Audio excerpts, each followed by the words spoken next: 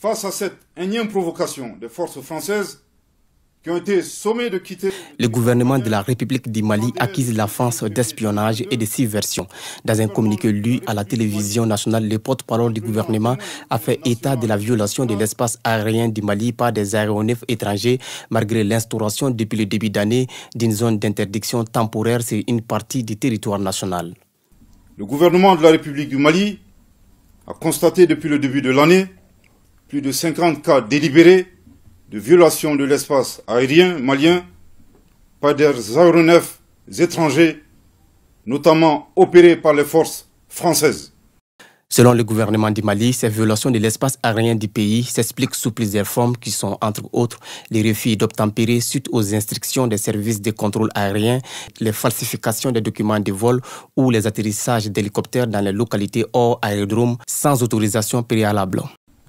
Les vols d'avions de renseignement et de drones évoluant à haute altitude pour se livrer à des activités considérées comme de l'espionnage, de l'intimidation, voire de la subversion.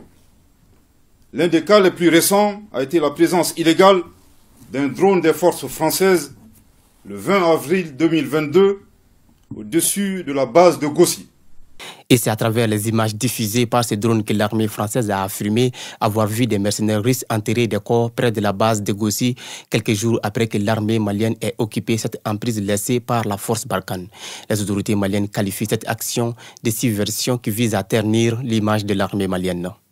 Outre l'espionnage, les forces françaises se sont rendues coupables de subversion en publiant des fausses images montées de toutes pièces afin d'accuser les FAMA d'être les auteurs de tueries de civils dans le but de ternir l'image des forces armées maliennes engagées pour la libération du territoire, la protection et la sauvegarde des populations éprouvées par une longue crise sécuritaire.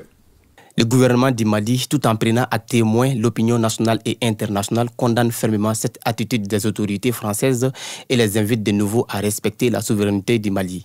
Pour l'instant, les autorités françaises n'ont pas réagi après ce communiqué du gouvernement du Mali.